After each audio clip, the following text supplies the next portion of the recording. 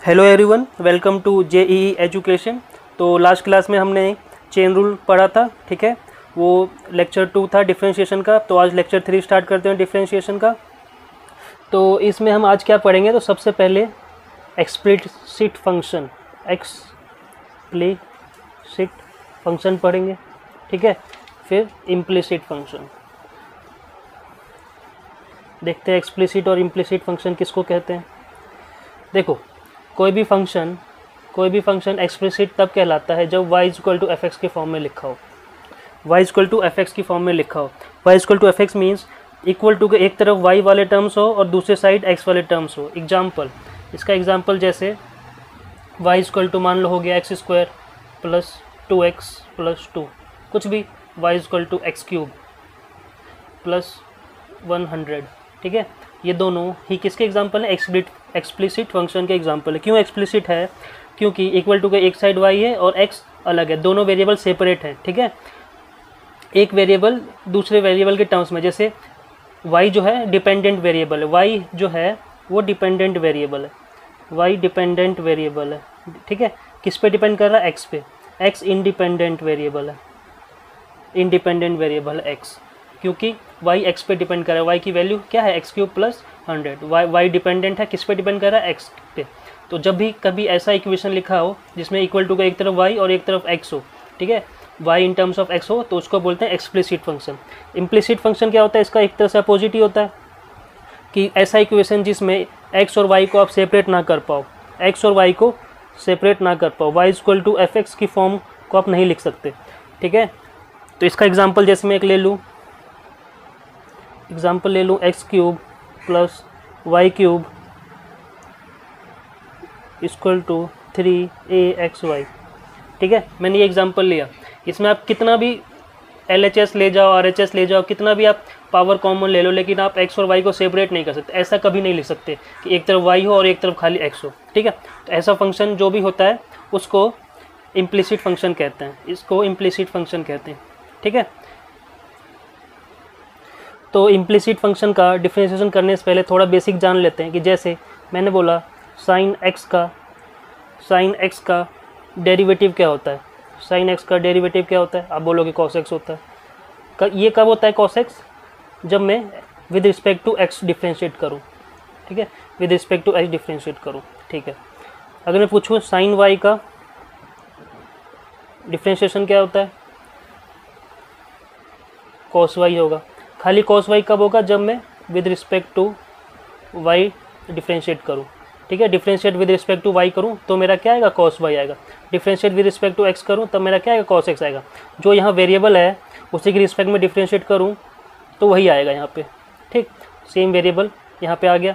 अब अगर मैं लेता हूँ साइन y, ठीक है, साइन y, और इसको डिफरेंशिएट करता हूँ किसकी रिस्पेक्ट में, विद रिस्पेक्ट टू x की रिस्पेक्ट में इसको डिफरेंशिएट करूँगा तो क्या आएगा मेरा, साइन y का डिफरेंशिएशन cos y, तो एज इट इज़ आएगा जैसे यहाँ आता था। लेकिन अब क्योंकि x के रिस्पेक्ट में कर रहा हूँ तो चेन रूल कहता है कि जो x की जगह आ रहा है उसका डिफरेंशिएशन साइन y का cos y, लेकिन फॉर्मूला क्या होता है, साइन x का cos x होता है।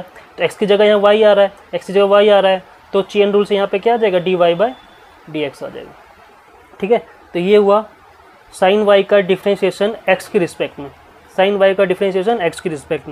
वेरिएबल क्या है यहाँ पे, y, लेकिन हम डिफरेंशिएट किसके रिस्पेक्ट में कर रहे हैं, x की रिस्पेक्ट में, ठीक है। ऐसे ही अगर मान लो y = sin t है, मेरे को dy/dt पूछेगा कि dy/dt क्या होगा, तो sin t का डिफरेंशिएशन क्या होता है, cos t, ठीक है। sin t का डिफरेंशिएशन क्या होता है, cos t। अगर मैं t की रिस्पेक्ट में कर रहा हूँ, अगर मैं इसको x की रिस्पेक्ट में करूँगा, dy/dx, अगर कोई मुझसे पूछे कि dy/dx क्या होगा इसका, तो sin t का होगा cos t, इंटू में, अब x की रिस्पेक्ट में कर रहा हूँ लेकिन यहाँ वेरिएबल तो t है, तो ये होगा इंटू में dt/dx, ठीक है, चेन रूल की वजह से। तो इतना याद रखना। इम्प्लिसिट फंक्शन का डिफरेंशिएशन करने से पहले इतना बेसिक पता होना चाहिए, इन दोनों में डिफरेंस पता होना चाहिए, ठीक है। इन दोनों में डिफरेंस पता होना चाहिए कि मैं किसके रिस्पेक्ट में कर रहा हूँ। तो जिसकी रिस्पेक्ट में कर रहा हूँ वही वेरिएबल है, तब तो ये चीज़ 1 हो जाएगी। क्योंकि अगर यहाँ पे देखो, यहाँ भी सेम चीज़ है, cos y के साथ भी आ रहा है। अगर मैं यहाँ से थोड़ा रिलेट करूँ, साइन y का cos y आया था, d y by d y, यहाँ भी सेम चीज़ लिखा हुआ है, ठीक है, क्योंकि वाई की रिस्पेक्ट में कर रहा हूँ तो वाई की रिस्पेक्ट में कर रहा हूँ, यहाँ पे वेरिएबल भी वाई है तो d y by d i, तो ये 1 ही दे देता है हमको, तो ये कॉस वाई दिखता है। लेकिन जब वेरिएबल चेंज हो जाएगा, यहाँ वाई और एक्स की रिस्पेक्ट में करूँगा तो वो तुमको दिखेगा d y by d x, ठीक है। तो मैंने इम्प्लिसिट का एक फंक्शन लिया है, ठीक है, इम्प्लिसिट फंक्शन का एक क्वेश्चन लिया है, x cube plus y cube equal to 3ax y, इसका d y by d x find करना है तो करते हैं।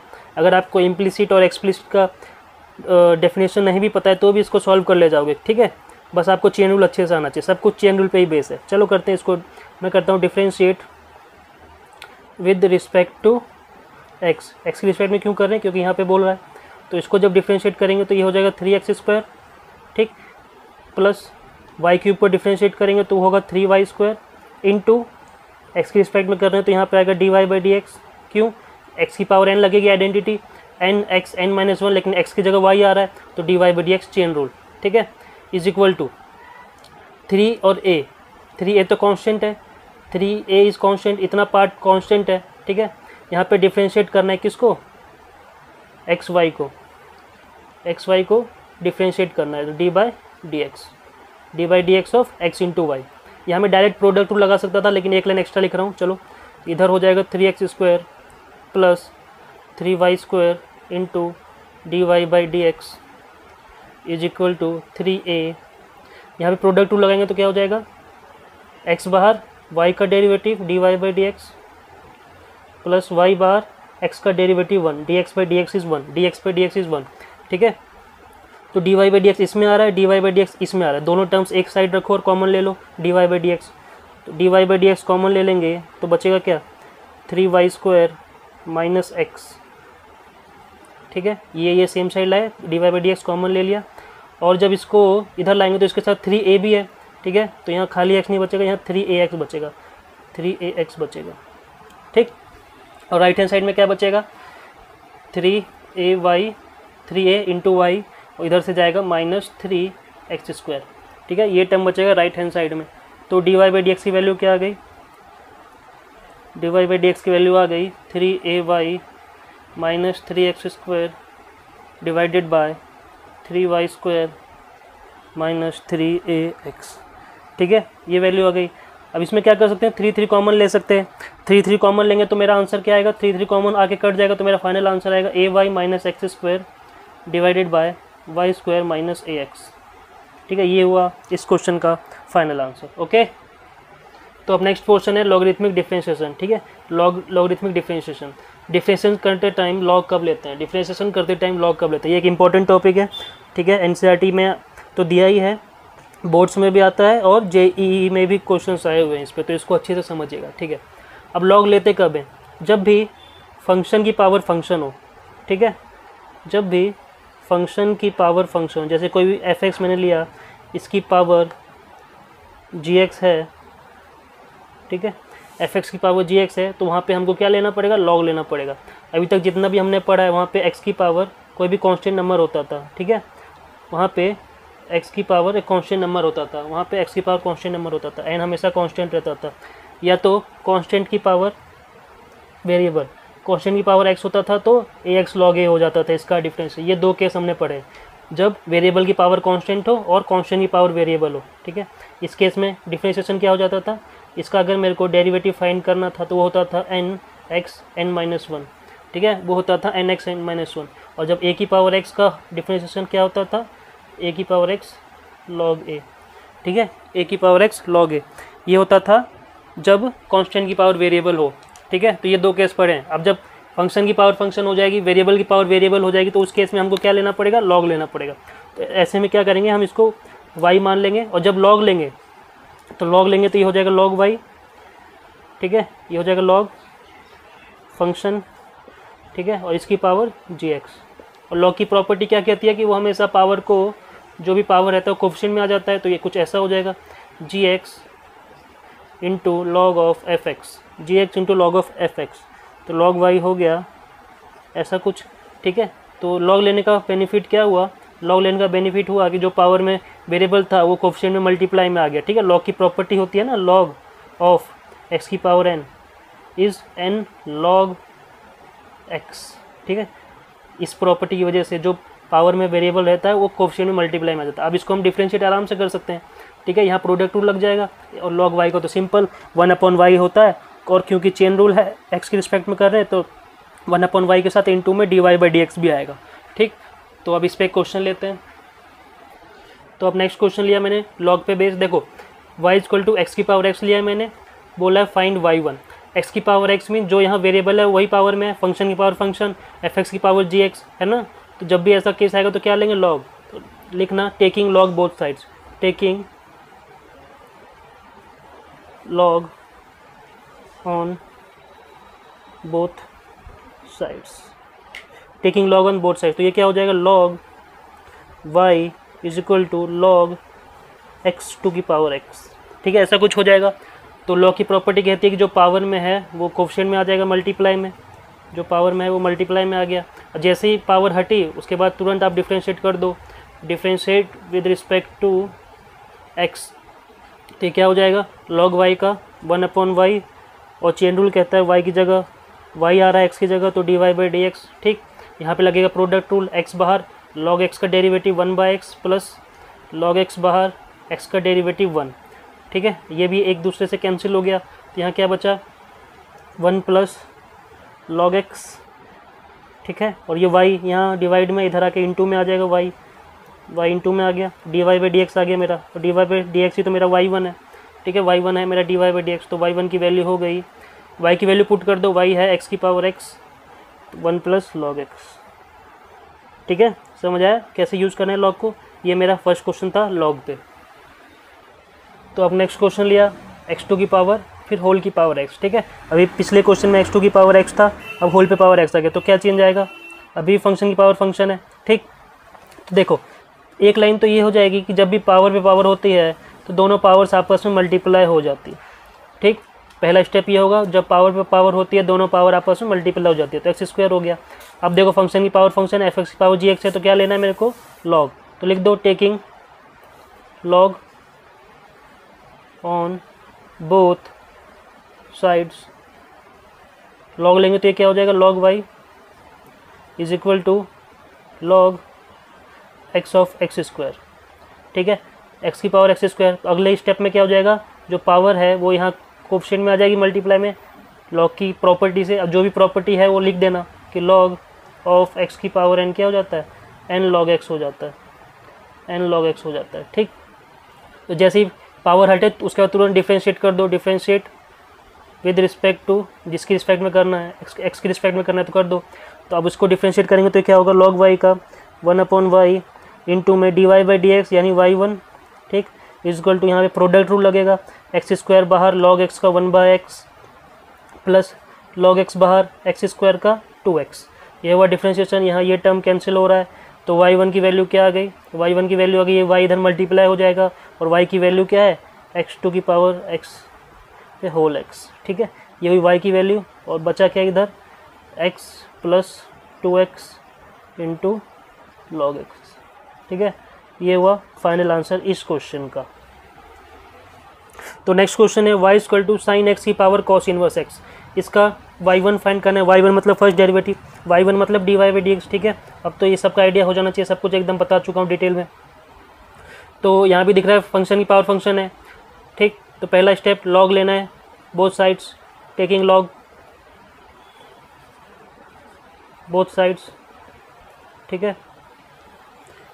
तो क्या हो जाएगा, log y = log sin x की पावर cos इनवर्स x, ठीक है। तो पावर यहाँ पे आ जाएगा प्रोडक्ट में, ठीक, प्रॉपर्टी, लॉग की प्रॉपर्टी। अगला स्टेप जैसे ही पावर हटी उसके बाद तुरंत डिफ्रेंशिएट कर दो, differentiating with respect to x, differentiate करो विद रिस्पेक्ट टू x, तो यहाँ आएगा log y का 1/y और फिर y का डेरिवेटिव y1। यहाँ पे cos इनवर्स x पहले बाहर रहेगा, प्रोडक्ट रूल लगेगा, यहाँ पे जब भी दो फंक्शन मल्टीप्लाई हो प्रोडक्ट रूल लगता है। log sin x का डिफ्रेंशिएशन क्या होगा, 1/sin x, ठीक है। log x का 1/x होता है, और फिर x की जगह sin x आ रहा है तो चेन रूल कहता है उसका डेरिवेटिव भी, उसका डेरिवेटिव क्या होगा, cos x हो गया, ठीक है, प्लस अब log sin x बाहर रहेगा, log sin x बाहर रहेगा, ठीक, log sin x बाहर रहेगा, cos इनवर्स x का डेरिवेटिव क्या होता है, -1 -1 upon under root 1 minus x square, -1 upon under root 1 minus x square, ये होता है कॉस इनवर्स एक्स का derivative. Last to last class में या शायद लास्ट क्लास में फॉर्मूले बताए थे मैंने। तो y1 क्या हो गया, y1 मेरा y1 हो गया y into cos inverse x into cos by sine is cot x, cos by sine is cot x, ठीक है, minus log sine x upon under root 1 minus x square, ठीक है। बाहर y पूरे से मल्टीप्लाई हो रहा है, ये बाहर y पूरे से मल्टीप्लाई हो रहा है इस पूरे से, ठीक है। y की वैल्यू क्या है, y की वैल्यू है साइन x की पावर कॉस इनवर्स x, ठीक है, ये है y की वैल्यू। तो ये हुआ मेरा फाइनल आंसर, ठीक है, y1 इस क्वेश्चन का आंसर। अब लॉग की कुछ प्रॉपर्टीज़ होती है, ठीक है, वो भी याद होनी चाहिए। जैसे लॉग a इंटू बी क्या होता है, log a plus log b, ठीक है। Similarly log a by b क्या होता है, log a minus log b, ठीक है। लेफ्ट से राइट जा सकते हैं, राइट से लेफ्ट जा सकते हैं, लेफ्ट से राइट, राइट से लेफ्ट, ये गिवन है तो ये गिवन है तो ये लिख सकते हैं, ठीक। अब मैं कहीं पे भी बेस में कुछ नहीं लिख रहा हूँ, जहाँ भी बेस में कुछ नहीं लिख रहा हूँ उसका मतलब बाय डिफ़ॉल्ट ई है, ठीक है। लॉग के बेस में बाय डिफ़ॉल्ट ई है, ठीक। Log x with base e is similar to ln, कई बुक में ln x भी लिखा रहता है, दोनों का मीनिंग सेम है, ठीक है। जब भी बेस में ई हो जाता है इसका मतलब होता है नेचुरल लॉग, नेचुरल लॉग, ठीक है, इसको नेचुरल लॉग पढ़ते हैं। एनसीईआरटी में इसको यूज़ किया जाता है, कई बुक में ln x भी लिख देते हैं, मीनिंग सेम है, बेस में ई, ठीक है, बेस में ई इज नेचुरल लॉग। तो थर्ड प्रॉपर्टी क्या थी, लॉग x की power n is equal to n log x, ठीक है। ये तीन प्रॉपर्टी हो गई। एक और प्रॉपर्टी लिख लेते हैं, log x with base a is equal to 1 by log a with base x, ठीक है। अगर ये चार प्रॉपर्टी आपको पता है, ठीक है, इन चार प्रॉपर्टी से आपका काम बहुत हद तक बन जाएगा, ठीक है। इतना तो आपको डिफरेंशिएशन के केस में पता होना चाहिए लॉग की प्रॉपर्टीज, तो ठीक है। अब देखते हैं लॉग को और कहाँ कहाँ यूज़ कर सकते हैं, ओके। तो और कहाँ कहाँ लॉग को यूज़ कर सकते हैं, लॉग का एप्लीकेशन और कहाँ कहाँ पे है। फंक्शन की पावर फंक्शन में तो होता है ये यूज़। पहला तो वही है कि जब फंक्शन की पावर फंक्शन हो तो वहाँ पे लॉग लेना है, ठीक है। दूसरा, जब भी सीरीज़ में बहुत सारे प्रोडक्ट टर्म्स हो, सीरीज़ प्रोडक्ट हो, वहाँ पे भी लॉग ले सकते हैं, ठीक है। क्यों, क्योंकि लॉग की प्रॉपर्टी अभी देखी थी हमने, लॉग की प्रॉपर्टी अगर प्रोडक्ट में एक्स वाई है तो लॉग लेने से दोनों एडिशन में आ जाता है, ठीक है। तो एडिशन को सॉल्व करना ईजी होता है as compare to product rule. तो अगर एक्सपोनेंट है, बहुत बड़ी बड़ी पावर्स है, तो वहाँ पे भी लॉग को यूज़ कर सकते हैं क्योंकि वो एक्सपोनेंट को रिमूव कर देता है, ठीक। डिवाइड में बहुत सारे टर्म्स है, डिवाइड, सीरीज़, प्रोडक्ट, कोई कुछ भी हो, चाहे डिवाइड हो या सीरीज़ प्रोडक्ट हो। डिवाइड में क्या होता है, लॉग लेने से भी प्रॉपर्टी देखी थी कि log a by b log a minus log b हो जाता है, ठीक। वो एडिशन सब्ट्रैक्शन में ला देता है, प्रोडक्ट को ऐड कर देगा, और डिवाइड में है तो उसको log a minus log b कर देता है, ठीक है। तो उसको सॉल्व करना ज़्यादा ईजी होता है, उसको हैंडल करना ईजी होता है, इसलिए उस केस में लॉग ले लेते हैं, ओके। तो नेक्स्ट क्वेश्चन लिया मैंने, y equal to x minus 1 x minus 2 x minus 3 x minus 4। इसको करने का पहला मेथड तो है कि सबको मल्टीप्लाई करो, उसके बाद नॉर्मल डिफ्रेंशिएट कर दो, लेकिन वो थोड़ा लेंदी मेथड है, बहुत सारा टर्म्स मल्टीप्लाई करना पड़ जाएगा, ठीक। दूसरा मेथड है, क्योंकि ये प्रोडक्ट की सीरीज है, यहाँ लॉग ले लो, टेक लॉग, ठीक है। लॉग ले लेंगे दोनों साइड तो ये कितना हो जाएगा, लॉग y।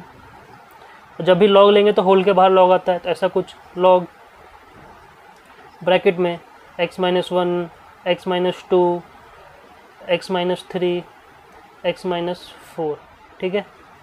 तो लॉग की प्रॉपर्टी क्या कहती है कि log a into b log a plus log b, यहाँ तो चारों टर्म्स प्रोडक्ट में है तो ये सेपरेट हो जाएंगे, log x minus 1 plus log of x minus 2 plus log of x minus 3 plus log of x minus 4। चारों टर्म सेपरेट हो गए और लेफ्ट में लॉग y तो एज इट इज़ है। जैसे ही सेपरेट हुए अगले स्टेप में डिफ्रेंशिएट कर दो, differentiating with respect to x, differentiate कर दो एक्स के रिस्पेक्ट में, तो इधर क्या हो जाएगा लेफ्ट में log y का 1/y और y का डेरिवेटिव dy/dx यानी y1, इधर क्या होगा log x का 1/x, log x का 1/x होता है तो log x - 1 का 1/x - 1 होगा। और प्रोडक्ट रूल लगेगा इसमें, प्रोडक्ट रूल कहता है कि log x की जगह जो भी आ रहा है, x की जगह x - 1 है, उसका डिफ्रेंशिएट देखो x - 1 का डिफ्रेंशिएशन 1 होगा, ठीक है। dy/dx ऑफ x - 1 करेंगे तो मेरे को मिलेगा 1 - 0 तो यानी 1, ठीक है। अब x - 2 कर दूं तो भी 1 ही मिलेगा, x - 3 कर दूं तो भी 1 ही मिलेगा, क्योंकि कांस्टेंट से तो फर्क पड़ेगा नहीं, कांस्टेंट का तो बार बार 0 ही होता रहेगा। तो log x - 1 का 1/x - 1 हुआ। सिमिलरली log x - 2 का 1/x - 2 हुआ, ठीक। x - 2 का डेरिवेटिव 1 ही होगा। सिमिलरली log x - 3 का 1/x - 3 होगा।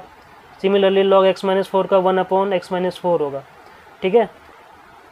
देखो log लेने से कितना सिंप्लीफाई हो गया, नहीं लेते तो बहुत टाइम लगता। पहला मेथड था कि इनको प्रोडक्ट करके निकालो, डिफरेंशिएट करो, तब दूसरा मेथड था इसमें प्रोडक्ट रूल लगाओ, प्रोडक्ट रूल में दो दो करके सेपरेट करते तब लगाते प्रोडक्ट रूल, फिर उन दोनों में अपना प्रोडक्ट रूल लगता तो और लेंदी होता, ठीक है।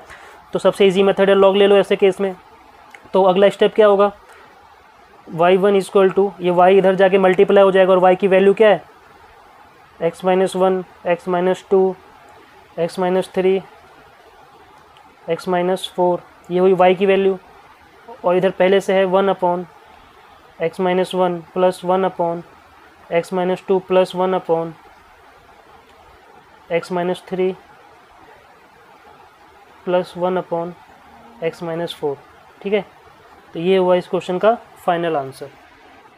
तो देखते हैं अब अगर डिवाइड में आ जाए तो log लेने से क्या फ़ायदा होता है। देखो यहाँ भी log लेते हैं, टेक log, वरना यहाँ क्वेश्चन रूल लगाने बैठोगे तो लगाते ही रह जाओगे, ठीक है। तो log लोगे तो ये हो जाएगा log y equal to log of x - 1, x - 2 upon x - 3, x - 4, x - 5, ये हुई, ठीक है। अब इस पूरे की पावर क्या है 1/2, इस पूरे की पावर क्या है रूट लगा हुआ है तो इसकी पावर हुई 1/2, इसकी पावर हुई 1/2। log x की पावर n क्या होता है, log x की पावर n होता है जो भी पावर हो वो चला जाता है कोफिशिएंट में, तो ये आगे इधर कोफिशिएंट में मल्टीप्लाई में, देखो रूट लगा था पूरे पे, log की प्रॉपर्टी यूज़ करके पावर हट गई, 1/2 पावर से चला गया, ठीक है। अब log की प्रॉपर्टी होती है कि log a/b क्या होता है, log a/b होता है log ऑफ a, ठीक है, numerator upon denominator log of a minus log of b, ये होती है log की प्रॉपर्टी, ठीक। इधर log y तो एज इट इज चल ही रहा है। अब देखो log की एक और प्रॉपर्टी यहाँ लगी, कौन सी, प्रोडक्ट वाली। log की प्रोडक्ट वाली प्रॉपर्टी क्या कहती है, ये हो जाएगा log x - 1 plus log x - 2, ठीक। यहाँ भी सेपरेट हो जाएगा उसी प्रोडक्ट, log की प्रोडक्ट वाली property log a into b से, log a plus log b होता है, लेकिन बाहर साइन माइनस का है तो सबका साइन चेंज कर देगा, ठीक है। log x - 3 minus log x - 4 minus log x - 5, ठीक है। अब जब ऐसा हो गया तो इसको अब डिफ्रेंशिएट कर देंगे एक ही लाइन में। डायरेक्ट अगर डिफ्रेंशिएट करूँ इसको, मैं डायरेक्ट चाहूँ इसका लिखना डिफ्रेंशिएशन, तो होगा log y का 1/y, ठीक है, और y का डेरिवेटिव y1, और ये y1 और ये जो y है ये उधर चला जाएगा। अब डायरेक्ट मैं लिखता हूँ, ये y उधर जाके प्रोडक्ट हो जाएगा और y की वैल्यू क्या है under root x - 1 x - 2 divided by x - 3 x - 4 x - 5, ठीक। और इनटू में ठीक है। यहाँ देखो हाफ भी है, एक हाफ है तो हाफ को मैं बाहर लिख देता हूँ, ठीक है। ये वाला हाफ मैंने बाहर लिख दिया, इनटू में जो बचा इसका डिफ्रेंशिएशन करना है। इसका डिफ्रेंशिएशन क्या होगा, log x का 1/x, इसका भी 1/x होगा, ठीक है। चेन रूल की हेल्प से जब x - 2 को करेंगे तो 1 होगा, अभी पिछले क्वेश्चन में किया था तो ये तो सिंपल x - 3 हो जाएगा, ऐसे ही 1/x - 4 हो जाएगा, ऐसे ही 1/x - 5 हो जाएगा, ठीक है। समझ आया ये क्वेश्चन। तो log को ऐसी जगह भी यूज़ कर सकते हैं जहाँ पे पावर्स हो या मल्टीपल टर्म्स प्रोडक्ट में हो या डिवाइड में हो, ओके। तो अब नेक्स्ट क्वेश्चन मैंने लिया y equal to log x की power x plus x log x, ठीक है, x की पावर log x। दोनों में दिख रहा है कि फंक्शन की पावर फंक्शन है, log तो लगेगा, लेकिन अब दोनों ऐड में अगर प्लस की जगह माइनस होता वो क्वेश्चन भी हो सकता है, ठीक है। तो जब भी ऐड और सब्ट्रैक्ट में होगा ना तो वहाँ लॉग फेल हो जाता है, वहाँ लॉग की प्रॉपर्टी फेल हो जाती है। भले हमको दिख रहा है कि यहाँ फंक्शन की पावर फंक्शन लॉग लेना है, लेकिन लॉग फेल हो जाएगा। लेकिन यहाँ अगर डायरेक्ट आपने लॉग लिया, आपने सीधा लिखा कि टेक लॉग, तो लॉग लेने के बाद क्या हो जाएगा, log y equal to log, इस पूरे के बाहर लॉग, दो टर्म्स ऐड हो रहा है, ये फर्स्ट टर्म ये सेकंड टर्म, तो लॉग ए प्लस बी कुछ बनेगा।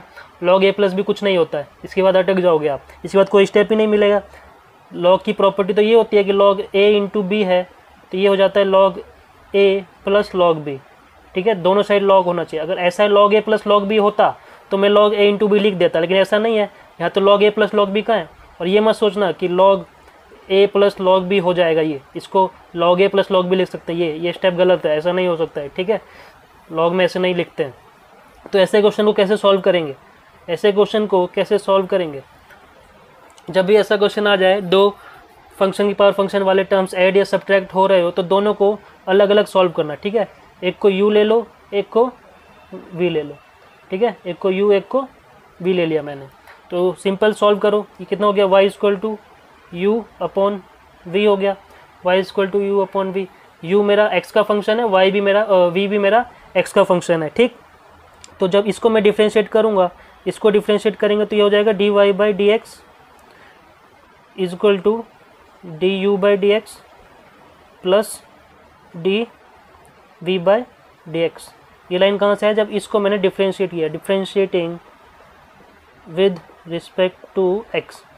ठीक है, अब ये मत सोचना कि ये कांस्टेंट है, क्यों, क्योंकि u खुद ही x का फंक्शन है और v खुद ही x का फंक्शन है। ठीक है, कांस्टेंट नहीं है वो। तो u मेरा क्या था, u मेरा था log x होल का पावर x।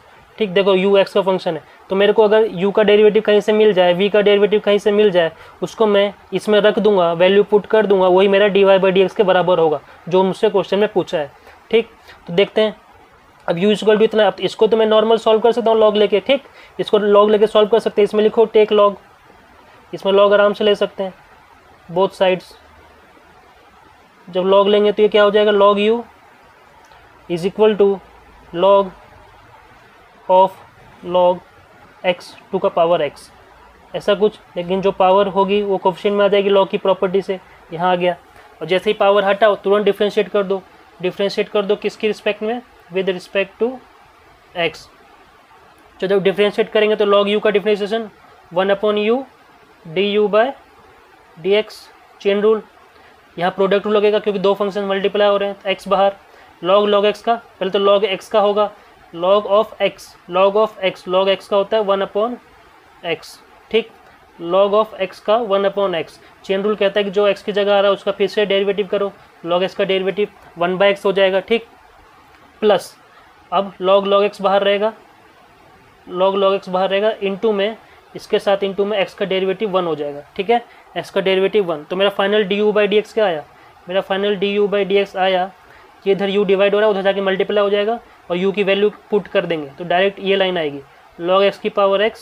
ठीक, यहाँ देखो x कैंसिल हो जाएगा तो ये बचेगा 1 by log x, 1 by log x plus log of log x. ठीक है, ये मेरा आया u का डेरिवेटिव, ये आया मेरा u का डेरिवेटिव। ठीक है, v मेरा क्या है, v मेरा है x की पावर log x, v मेरा x की पावर log x। तो यहाँ भी देखो फंक्शन की पावर फंक्शन है, यहाँ भी आप log ले सकता हूँ। यहाँ पे जब log लेंगे तो ये हो जाएगा log v log x log of x। ठीक है, ये log तो मैंने लिया क्योंकि दोनों साइड log लिया, और ये जो था इसकी पावर ये खुद ही log x थी, तो कोफिशिएंट पावर कोफिशिएंट में आ गया। ठीक है, तो इसको और क्या लिख सकते हैं, log x का होल स्क्वायर, इसको लिख सकते हैं log x का होल स्क्वायर, और इधर क्या है मेरा log v। इसको जब डिफ्रेंशिएट करेंगे तो ये आएगा 1 by v d v by d x. ठीक, जब भी डिफ्रेंशिएट करो लिख देना differentiating both side with respect to x। इसको जब डिफ्रेंशिएट करेंगे तो x की पावर n, x की पावर n क्या होता है, n, x की power n minus 1, 2 minus 1 is 1, और log x का डिफ्रेंशिएशन चेन रूल के अकॉर्डिंग 1 बाई x आएगा। ठीक है, x की पावर n, x की जगह log x आ रहा है ना, उसका भी चेन रूल लगेगा, प्रोडक्ट में आएगा उसका डेरिवेटिव। ठीक है, यानी 1 बाई x, तो d v by d x भी मेरा आ गया, d v by d x मेरा आ गया। v जब v इधर प्रोडक्ट में आ जाएगा और v की वैल्यू है x की पावर log x। ठीक है, x की पावर log x, और v की वैल्यू रख दी मैंने ये हो गया 2 log x अपॉन x। ठीक है, ये हुआ मेरा v का डेरिवेटिव, ये हुआ मेरा v का डेरिवेटिव। अब मेरे पास दोनों डेरिवेटिव आ गए, u का डेरिवेटिव भी आ गया, v का डेरिवेटिव भी आ गया, du/dx भी आ गया और dv/dx भी आ गया। जैसे ही मेरे पास दोनों आ गया, ये भी आ गया, ये भी आ गया, दोनों को अब यहाँ रख दो, बस यहाँ वैल्यू रख देनी है। ये देखो, ये रहा du/dx, ठीक है, यहाँ रख दो और इसको इसकी जगह रख दो यहाँ पे, बस यहाँ रख देना है। तो फाइनल मेरा dy/dx आ गया, बस वहाँ उतना लिख के छोड़ देना है। ठीक है, उतना लिख के छोड़ देना है। ओके, आई होप समझ आया होगा ऐसा क्वेश्चन कैसे करना है। जब भी दो फंक्शन की पावर फंक्शन वाले टर्म ऐड या सब्ट्रैक्ट हो, दोनों को एक को u एक को v लेके अलग अलग सॉल्व करके बस वैल्यूज पुट कर देनी है। ठीक है, इसमें बस वैल्यू रख दो du/dx और dv/dx, ये मेरा फाइनल आंसर है। ओके, तो नेक्स्ट क्वेश्चन से पहले देख लेते हैं एक और फॉर्म, पैरामेट्रिक फॉर्म क्या होती है। ठीक है, अभी लॉगरिथमिक डिफरेंशिएशन पढ़ा हमने, अगला टाइप है पैरामेट्रिक फॉर्म। पैरामेट्रिक फॉर्म क्या होता है कि जब भी जैसे x और y किसी तीसरे वेरिएबल की फॉर्म में दिया हो, ठीक है, जैसे x और y दोनों किसी थर्ड वेरिएबल t पे डिपेंड कर रहे हैं। ठीक है, तो और ऐसे में मुझे कोई पूछे कि बताओ dy/dx क्या होगा, तो उस केस में मैं क्या करूँगा कि पहले dy/dt फाइंड करूँगा। क्योंकि y मेरा t पे डिपेंड कर रहा है, dy/dt फाइंड करूँगा, फिर मैं dx/dt फाइंड करूँगा। ठीक, क्योंकि x भी t का फंक्शन है, और फिर 1/2 कर दूंगा। ठीक, dy/dt डिवाइड बाय dx/dt। तो जब ऐसा करेंगे तो dy/dt डिवाइड बाय dx/dt, यहाँ पे क्या होगा, dt कैंसिल, बचा क्या, dy/dx। ठीक है, यहाँ से मेरा क्या आ जाएगा, dy/dx आ जाएगा। जब भी ऐसा कोई फॉर्म आए कि दो वेरिएबल किसी तीसरे वेरिएबल पे डिपेंड कर रहा हो, तो उसको बोलते हैं पैरामेट्रिक फॉर्म। उसमें दोनों वेरिएबल्स को सेपरेट डिफ्रेंशिएट करते हैं थर्ड वेरिएबल की रिस्पेक्ट में, और फिर एंड में डिवाइड कर देते हैं। ठीक, तो ऐसे फॉर्म को क्या बोलते हैं, पैरामेट्रिक फॉर्म। ये भी एक इंपॉर्टेंट फॉर्म है। ठीक, अब इसके कुछ क्वेश्चंस देखते हैं। तो मैंने क्वेश्चन लिया पैरामेट्रिक फॉर्म का। देखो पैरामेट्रिक फॉर्म कैसे पता चला कि ये पैरामेट्रिक फॉर्म है, एक्स और वाई दोनों किसी थर्ड वेरिएबल टी पे डिपेंड कर रहा है। ठीक है, तो देख के आइडिया हो जाना चाहिए कि ये पैरामेट्रिक फॉर्म है। तो इसमें चलो dy/dx फाइंड करते हैं। तो पहले dx/dt निकालना पड़ेगा क्योंकि टी पे डिपेंड कर रहा है।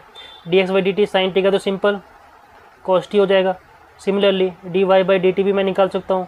dy/dt कितना होगा, cos स्क्वायर का डिफ्रेंशिएशन क्या होगा, 2 cos t। पहले तो x की पावर n लगेगा, और फिर चेन रूल कहता है कि x की जगह जो भी आ रहा हो, x की जगह cos आ रहा है, cos का डिफ्रेंशिएशन माइनस साइन टी। ठीक, cos का डिफ्रेंशिएशन माइनस साइन टी। जितने भी c से स्टार्ट होने वाले ट्रिग्नोमेट्रिक फंक्शन होते हैं उनका डिफ्रेंशिएशन में माइनस आता है। ठीक है, तो ऐसे भी याद रख सकते हो cos का डिफ्रेंशिएशन में माइनस आता है या नहीं। ठीक है, माइनस में कंफ्यूज मत होना। जैसे कोसेक एक्स का minus cosec x cot x होता है। ठीक है, कॉट एक्स का derivative minus cosec square x होता है। तो जितने भी सी से स्टार्ट होने वाले होते हैं उनका डिफ्रेंशिएशन करोगे तो माइनस आएगा। ठीक, तो dy/dt आ गया, dx/dt आ गया। अब dy/dx निकालना है, तो dy/dx मुझे निकालना है। तो मुझे पता है dy/dx होता है dy/dt डिवाइड बाय dx/dt। ठीक है, वैल्यूज पुट करो। dy/dt कितना था, 2 cos t इंटू माइनस साइन टी। ठीक, डिवाइडेड बाय dx/dt, dx/dt है cos t। ठीक, तो कुछ टर्म्स कैंसिल हो रहे हैं, जैसे cos t से cos t कटा, तो dy/dx क्या आ गया, dy/dx हो गया -2 sin t, -2 sin t। ठीक है, ये हुआ मेरा फाइनल आंसर। लेकिन अगर इसी क्वेश्चन में एक और चीज़ ऐड कर देता कि बताओ dy/dx at t is equal to जैसे π/4, at t is equal to π/4 पे वैल्यू पूछ लेता मेरे से, तो मैं क्या करता, कुछ नहीं, डिफ्रेंशिएशन करने के बाद उसमें वैल्यू पुट करेंगे। यहाँ डिफ्रेंशिएशन हो गया, अब इसके नेक्स्ट स्टेप में वैल्यूज पुट करेंगे, यानी 2 इंटू साइन ऑफ π/4। ठीक है, तो इसका आंसर क्या हुआ, -2 साइन π/4 होता है 1/√2 साइन 45। ठीक, तो सॉल्व हो के आंसर आया -√2। ठीक है, ये हुआ -√2। इसी क्वेश्चन में ये ना पूछ करके सेकेंड डेरिवेटिव पूछ लेता कि बताओ d2y/dx2 क्या होगा, d2y/dx2 क्या होगा। तो इतना तो मुझे तब भी करना पड़ता, ठीक है, फर्स्ट डेरिवेटिव तक तो जाना पड़ेगा। और जब इसका एक बार और डिफ्रेंशिएशन कर देंगे तो सेकंड डेरिवेटिव आ जाएगा, इसका एक बार और डिफ्रेंशिएट कर देंगे तो सेकंड डेरिवेटिव आएगा। देखो इसका डिफ्रेंशिएशन क्या होगा, देखो -2 तो बाहर है, कांस्टेंट रहेगा, -2 बाहर है, कांस्टेंट रहेगा। साइन टी का डेरिवेटिव कितना होगा, साइन टी का होता है cos t, साइन टी का डेरिवेटिव cos t। लेकिन अब मैं किसके रिस्पेक्ट में कर रहा हूँ, अब यहाँ x आ चुका है, x के रिस्पेक्ट में कर रहा हूँ, अभी मैंने t की रिस्पेक्ट में किया था, तो जब x की रिस्पेक्ट में करेंगे तो इनटू में क्या आ जाएगा, dt/dx। ठीक है, x की रिस्पेक्ट में कर रहा हूँ तो dt/dx आ जाएगा, dt/dx आ गया। तो मेरा फाइनल आंसर क्या हो जाएगा, minus cos t into dt/dx। dt/dx देखो dx/dt मुझे पता है, तो dx/dt को रेसिप्रोकल करोगे, dx/dt को रेसिप्रोकल करोगे तो मेरे को dt/dx मिल जाएगा। तो dt/dx है 1/cos t, dt/dx है 1/cos t, 1/cos t। देखो cos t कैंसिल, मेरा आंसर कितना है, -2। तो सेकंड डेरिवेटिव इस केस में क्या है मेरा, -2। ठीक है, तो इतना याद रखना बच्चे, क्या इसमें क्या मिस्टेक करते हैं कि फर्स्ट डेरिवेटिव से जब सेकंड डेरिवेटिव जाते हैं तो वो dt/dx वाला टर्म मिस कर देते हैं, dt/dx वाला टर्म मिस कर देते हैं, क्योंकि अभी तक तो नहीं लिखते हो कहीं पे भी, क्योंकि सब t की रिस्पेक्ट में चल रहा होता है। जैसे यहाँ से x की रिस्पेक्ट में आता है ये टर्म मिस हो जाता है, जैसे ये टर्म मिस हुआ तो गलत हो जाएगा क्वेश्चन। ठीक है, मार्क्स कट जाएंगे अगले स्टेप में जैसे ये टर्म मिस होगा। तो इसका ध्यान रखना, dt/dx इंपॉर्टेंट टर्म है यहाँ पे, ये वाला टर्म यहाँ पे इंपॉर्टेंट है। ठीक है, इसको मिस मत करना क्योंकि x की रिस्पेक्ट में डिफरेंशिएशन कर रहे हैं। ठीक है, तो एक क्वेश्चन में बहुत कुछ बताया मैंने। ओके, तो नेक्स्ट क्वेश्चन मैंने लिया है, if y equal to x2 का पावर x पावर चलते जा रहा है कहाँ तक, इनफाइनाइट तक। ठीक है, तो उस केस में मेरे को डेरिवेटिव फाइंड करना है। तो ऐसे क्वेश्चन को कैसे हैंडल करना है, देखो अप्रोच क्या होगा ऐसे क्वेश्चन का, जहाँ से भी रिपीट हो रहा है, जैसे y इक्वल टू x की पावर इन्फिनिटी है। ठीक है, तो x की पावर में जाओ, यहाँ से ये पूरा टर्म भी y ही है, अगर मैं एक x हटा लूँ तो भी कुछ फर्क नहीं पड़ेगा, ये पूरा y ही है। ठीक है, क्यों, क्योंकि y है मेरा x2 का पावर इन्फिनिटी तक चलता जा रहा है।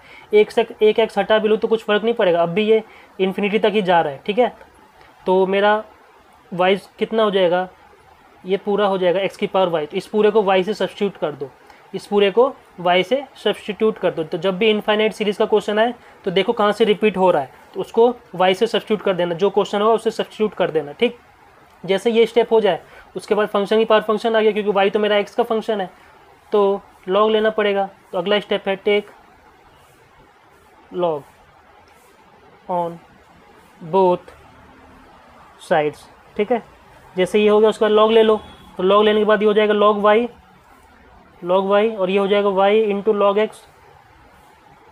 जैसे ही log लेंगे पावर कोफिशिएंट में आ जाएगी, आ गया पावर, उसके बाद क्या करना है, डिफ्रेंशिएट कर दो, differentiate with respect to x की रिस्पेक्ट में डिफ्रेंशिएट करेंगे तो कितना हो जाएगा, log y का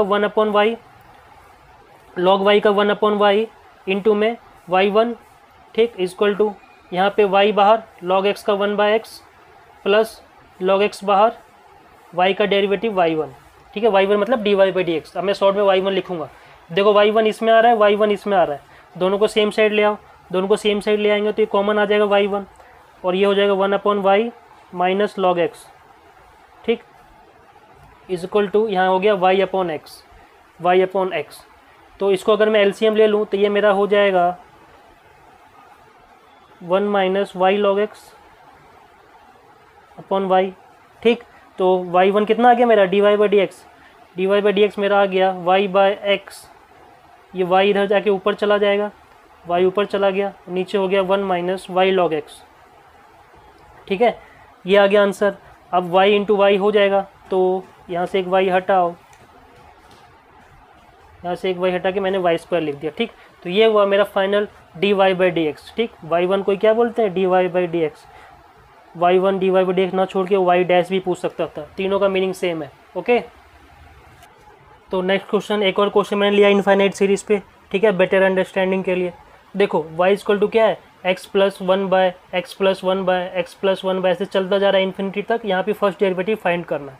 तो यहाँ भी दिख रहा है कि यहाँ से रिपीटेशन अलाउ हो रहा है, जैसे रिपीटेशन हो, ठीक, तो ये हो जाएगा y equal to x plus 1 upon, यहाँ से फिर से रिपीटेशन हो रहा है x प्लस 1/, तो उसको y से रिप्लेस कर दिया। ठीक, जैसे y से रिप्लेस कर दिया तो अगला स्टेप है अब क्या, थोड़ा इसको सिंप्लीफाई कर लो, तो एलसीएम लोगे तो ये हो जाएगा xy प्लस 1 पूरे के नीचे y और इधर जाके मल्टीप्लाई हो जाएगा y के साथ, तो y² हो गया। ठीक, जैसे ही इक्वेशन बन गया आप कर दो differentiate with respect to x। जैसे x की रिस्पेक्ट में डिफरेंशिएट करेंगे तो ये हो जाएगा 2y y1 is equal to, यहाँ पे प्रोडक्ट लगेगा, x बाहर y का y1 प्लस y बाहर x का 1 और प्लस में कांस्टेंट का 0। ठीक, ये हो गया डिफरेंशिएशन। y1 इसमें आ रहा है और y1 इसमें आ रहा है, दोनों को सेम साइड लाओ और y1 कॉमन ले लो, y1 कॉमन ले लेंगे तो ये हो जाएगा 2y minus x is equal to y. ठीक, तो y1 का आंसर क्या हुआ, y upon 2y minus x. ठीक है, तो फर्स्ट डेरिवेटिव आ गया, इतना इजीली आ गया इस क्वेश्चन का आंसर। तो y1 मेरा हुआ y upon 2y minus x. तो ठीक है, आज की वीडियो में इतना ही।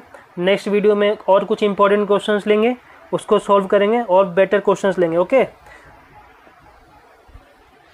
तो अगर आपने चैनल सब्सक्राइब नहीं किया है तो कर लीजिए, ऐसे ही मैं इंपॉर्टेंट अच्छे क्वेश्चंस लाते रहूँगा। ठीक, तो 1-2 वीडियोस के बाद हम जेईई मेंस के क्वेश्चन करेंगे, प्रीवियस ईयर के सारे एक ही वीडियो में सारे क्वेश्चन सॉल्व करा दूंगा इन्हीं कंसेप्ट से।